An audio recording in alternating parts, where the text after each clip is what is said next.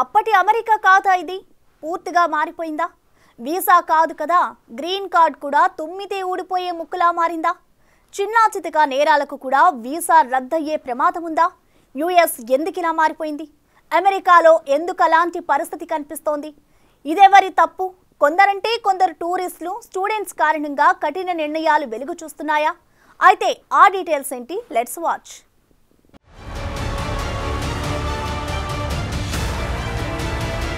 మొన్న మధ్య ఒక వీడియో హల్చల్ చేసింది. మీరు అమెరికా ఎందుకు వస్తున్నారు, వెళ్ళిపోండి ఇక్కడ నుంచి అంటూ ఒక అమెరికన్ ఇండియన్ ని అంటున్న మాటలు బాగా వైరల్ అయ్యాయి. Why are you in my country? Why are you here? Yeah, why are you in America? I don't like you guys here. There's too many of you guys here. Yeah, Indians, you guys are flooding all the white countries and we're tired of it. Americans are getting sick of this shit. Okay? I want you to go back to India.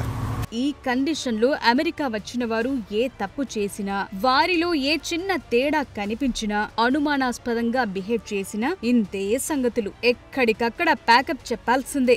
Dollar dreams కి full stop పెట్టాల్సిందే. పెట్టే బేడా సర్దుకుని ఇంటి దారి పట్టాల్సిందే. ఇటీవలి కాలంలో ఇలాంటి హెచ్చరికలు భారీగా అందుతున్నాయి. ఇదిగో ఈమెను చూసారా? భారత్ కి చెందిన పర్యాటకురాలు. ఇలినాయిస్ లోని ఒక స్టోర్ లో చోరీ చేస్తూ చిక్కిపోయింది.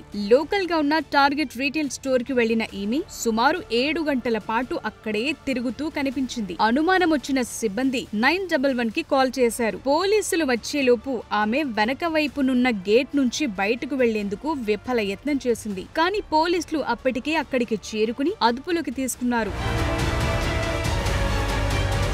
సుమారు $1,300 విలువైన వస్తువులు ఇండియన్ కరెన్సీలో చెప్తే $1,11,000 విలువైన సరుకు చోరీ చేసేందుకు ఈమె ట్రై చేసినట్టు గుర్తించారు. ఈ టూరిస్టును అరెస్టు చేసిన దృశ్యాలు ప్రజెంట్ సోషల్ మీడియాలో వైరల్ గా మారాయి. ఈమెపై కేసు నమోదు చేసిన పోలీసులు దర్యాప్తు చేస్తున్నారు. ఈ సందర్భంగా యుఎస్ వీసాలకు అప్లై చేసుకునే వారిని ఉద్దేశిస్తూ భారత్లోని అమెరికా రాయబార కార్యాలయం తాజాగా కొన్ని హెచ్చరికలు జారీ చేసింది. చోరీలు, దోపిడీలు వంటి నేరాలకు పాల్పడే వాళ్లు ఇకపై అమెరికా వచ్చే అర్హత కోల్పోతారని, ఇలాంటి వారిపై శాశ్వత ఆంక్షలు విధించే అవకాశం ఉందని వార్న్ చేసింది ఇండియాలోని యుఎస్ ఎంబసీ. ఇది కేసులతో పోయే వ్యవహారం కాదు. మీ బ్యాక్గ్రౌండ్ మొత్తం చెక్ చేసి ఇలాంటి వారు యుఎస్ లో ఉండటానికి వీల్లేదన్న నిర్ణయానికి వస్తారు. ఎప్పటికీ మీరు అమెరికా రావటమిక జరగని పని. కాబట్టి విదేశీయులు గుర్తించాల్సిన విషయం ఏంటంటే, శాంతి భద్రతలకు అమెరికా విశేషమైన ప్రాధాన్యతనిస్తుంది. ఈ విషయం గుర్తించి తప్పనిసరిగా ఇక్కడి నియమాలను పాటించాలని తన పోస్టులో రాసుకొచ్చింది యుఎస్ ఎంబసీ. ఇప్పుడే కాదు, గతంలోనూ ఇలాంటి ఘటనలు జరిగిన పరిస్థితులున్నాయి. పై చదువులు చదవటానికి అమెరికా వెళ్లిన తెలుగమ్మాయిలు గతేడాది ఏప్రిల్లో చోరీ చేస్తూ పోలీసులకు చిక్కారు. వీరిలో ఒకరిది హైదరాబాద్ కాగా మరొకరిది ఏపీలోని గుంటూరు. షాప్ లిఫ్టింగ్ కింద వీరిని అరెస్టు చేశారు అక్కడి పోలీసులు. షాప్ లిఫ్టింగ్ అంటే చోరీలో ఇదో రకమైన మోసం. కొన్ని వస్తువులకు బిల్ చెల్లించి మరికొన్ని సిబ్బంది కంటపడకుండా నొక్కేయటమన్నమాట. వీరి విషయంలో అసలేం జరిగిందో చూస్తే, 20-22 వయసున్న ఇద్దరు భారత విద్యార్థినులు న్యూజెర్సీలోని హోబోకెన్ లో ఒక షాప్ లో షాపింగ్ కి వెళ్లారు. అక్కడ కొన్ని వస్తువులు ఎంపిక చేసుకుని వాటికి బిల్ చెల్లించారు. మరికొన్నింటిని సిబ్బంది కంట పడకుండా నొక్కేశారు. దీన్ని గమనించిన షాప్ ఓనర్ హోబోకెన్ పోలీసులకు సమాచారం ఇచ్చారు. క్షణాల్లో వచ్చి వాలిపోయారు అక్కడి పోలీసులు. సీసీ ఫుటేజ్ పరిశీలించి వీరిపై వచ్చిన కంప్లైంట్ నిజమేనని నిర్ధారించారు. దీంతో వీరిని అదుపులోకి తీసుకున్నారు. తాము కాజేయాలని చూసిన వస్తువులకు రెట్టింపు ధర చెల్లిస్తామన్నా పోలీసులు వీరిని వదల్లేదు. ఇక్కడి రూల్స్ అందుకు ఒప్పుకోవని వివరించి వీరిని అరెస్టు చేశారు. ఆలస్యంగా వెలుగులోకొచ్చింది ఘటన. No, that's not how it works. Unfortunately, we have to arrest you, okay?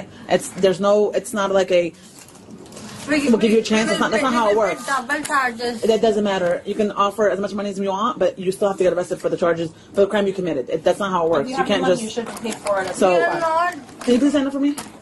We don't want to make this hard or difficult. Let's just... You sit. We'll do one at a time. You have anything on you or no? Sorry? Anything in your pockets? No. Okay, sit down. Put your phone. I'm going to put your phone in this bag.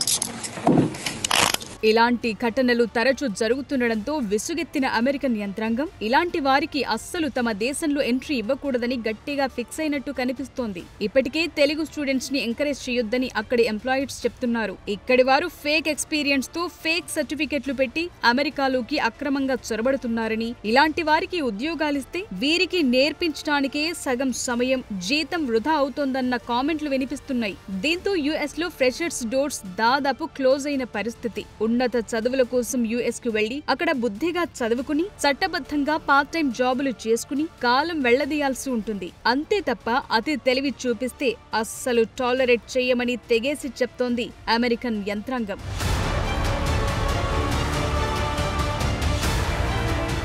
Present US లో ఎలాంటి conditions ఉన్నాయి? మారిన పరిస్థితులు మనకేం చెబుతున్నాయి? ఎందుకిలా జరుగుతోంది? అసలు అమెరికన్ ఎంబాసీ ఇంత కఠినంగా మారడానికి గల కారణాలేంటి? ఇమిగ్రేషన్ రూల్స్ ఇంత కఠినతరం కావడానికి గల రీజన్లు ఏమై ఉంటాయి?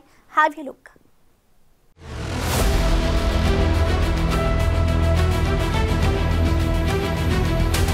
ట్రంప్ వచ్చాక యుఎస్ దౌత్యపరమైన వ్యవహారాలే కాదు, వీసా పాలసీలు కూడా మారాయి. అమెరికా అంటే ఎవరంటే వారు డాలర్ల కోసం వచ్చిపోయే దేశం కాదు. ఇక్కడికి కూడా వివిధ దేశాల నుంచి రావచ్చు. కానీ వారికంటూ అమెరికాకు విపరీతంగా ఉపయోగపడేంత టాలెంట్ ఉండాలి. అది ఈ దేశంలోని వారికి లేని ప్రతిభగా ఉండాలి. అప్పుడు మాత్రమే ఇక్కడికి వారిని అనుమతిస్తాం. అంతే తప్ప తాలు బ్యాచితో మాకు పనే లేదని తెగేసి చెప్తోంది అమెరికా. ఈ క్రమంలో ఒళ్ళు దగ్గర పెట్టుకుని అక్కడ మసలాల్సి వస్తోంది. అమెరికాలో ప్రస్తుత పరిస్థితులు ఎలా మారిపోయాయంటే, పై చదువులు చదవటానికి ఏదైనా వర్సిటీకి వెళితే అక్కడ హాజరు శాతం తగ్గినా F1 వీసా రద్దయ్యే ప్రమాదం కనిపిస్తోంది. వారు చదువుకోవటానికి వచ్చినప్పుడు చదువు మీదే ఎక్కువ ఫోకస్ పెట్టాలి. వారలా చేస్తున్నారని చెప్పటానికి ఏకైక మార్గం 100% పక్కా అటెండెన్స్. ఒకవేళ అలా చేయకుండా చదువుకోవడానికి వచ్చిన వారు ఇతరత్రా పనులు చేసుకుంటూ అక్కడే శాశ్వతంగా ఉండిపోవాలన్న ఆలోచన చేస్తే అస్సలు కుదరదని తెగేసి చెప్తోంది అమెరికన్ స్టూడెంట్ వీసా పాలసీ. కాబట్టి విద్యార్థులు వీలైనంత వరకు క్లాసులకు హాజరై యుఎస్ రూల్స్ మస్ట్గా పాటించాలని సూచిస్తున్నారు.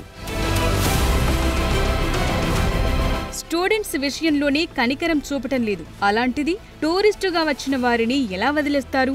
ఈ విషయాలేవీ గుర్తించకుండా అమెరికాలో ఎలా పడితే అలా చేస్తామంటే కుదరదని తెగేసి చెప్తున్నారు అధికారులు. ఒకప్పుడు యుఎస్ పర్యాటకుల స్వర్గధామం, ఎమిగ్రెంట్స్ హెవెన్ గా పేరుండేది. మెక్సికన్లైతే తమ టీనేజ్ లోనే గోడ దూకి అమెరికాలోకొచ్చేవారు.